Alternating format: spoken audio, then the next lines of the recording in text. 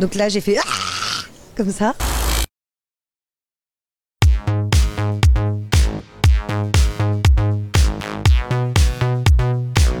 jour 6 et aujourd'hui on déménage beaucoup. D'abord dans l'hôtel depuis lequel Chiara Mastroianni s'en va espionner son mari dans Chambre 212, le film de Christophe Honoré présenté en sélection Un certain regard avec un beau casting. Il y a également Vincent Lacoste, Benjamin Biolay et Camille Cotin. On déménage aussi en semaine de la critique où Vivarium avec Jesse Eisenberg met en scène un étrange huis clos lancé par un couple qui achète une maison avec un mystérieux agent immobilier. Tout de suite sur Un Rock TV.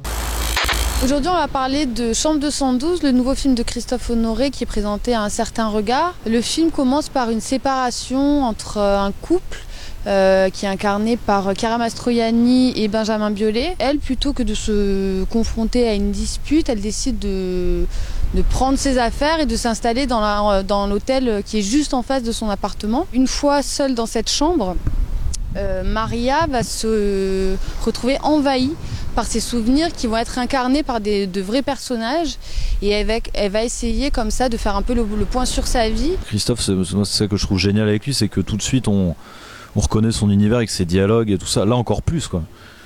Là ils étaient assez durs à dire les dialogues au début, moi je me demandais bien comment j'allais les faire, ouais, c'était méga écrit ouais. Et après voilà, mais j'ai regardé Chiara qui disait magnifiquement, du coup j'ai imité quoi. La personnalité de Maria, le personnage, c'est en général tous les attributs qu'on donne à un jeune homme un peu libre à Paris. Chiara, elle disait que justement elle aimait bien le fait que dans le couple ce soit la femme qui multiplie les conquêtes et qui distingue vraiment la sexualité, l'amour, et là où au cinéma c'était plus souvent l'inverse. J'ai senti beaucoup une vraie envie de Christophe d'avoir du plaisir, d'en profiter, de l'assumer. Il tenait beaucoup à un rythme vraiment un peu comme on voit dans les comédies de Léo Macaret ou de...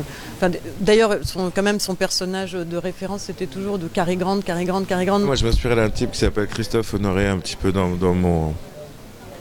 2-3 trucs très simples, très l'attitude physique, la façon de s'asseoir, des choses comme ça. Quelle image je me fais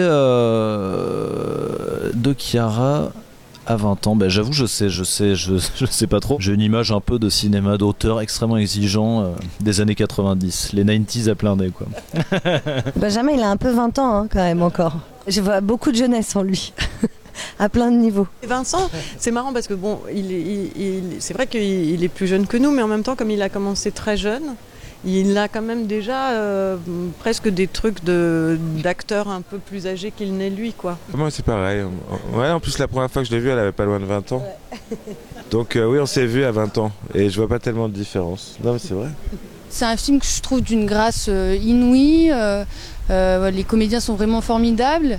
C'est un film qui est tourné en studio aussi, qui est une chose assez rare dans le cinéma de Christophe Honoré. Cette façon qu'il a de filmer le lieu, de faire un cinéma de chambre, comme on dit. Voilà, il y a un cinéma qui est hérité quand même de la nouvelle vague. Ça cartographie assez bien ce qu'est le cinéma de Christophe Honoré. Et voilà, je trouve que c'est vraiment un très beau film. Yonder is a wonderful development. Both tranquil and practical, it has all you'd need and all you'd want.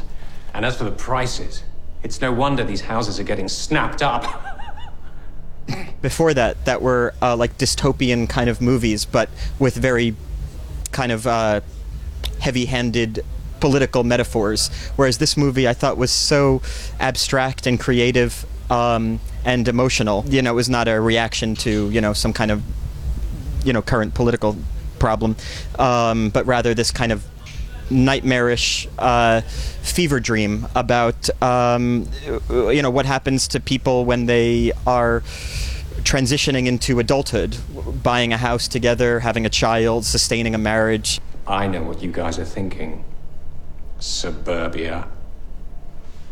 But there's more to Yonder than what you see in these images. We've lovely people. All sorts of people ready to move in. My character views this entire world as, fake and horrible, and he just wants to get out. I relate to the kind of, again, abstract fears of transitioning into new parts of life.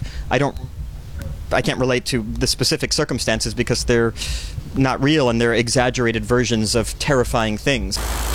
Dans quel film est-ce que vous rêveriez d'habiter ? Sans trop hésiter, je pense Jurassic Park. 50 nuances degrés, pareil.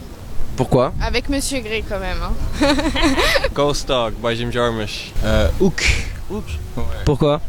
C'est cool, il y a des bateaux, des pirates et des gens qui volent. Eraserhead. Ouais. It's like living inside a dream. Dans Portrait d'une jeune fille en feu. Parce que ça a l'air très agréable, très lent. La vie a l'air très douce.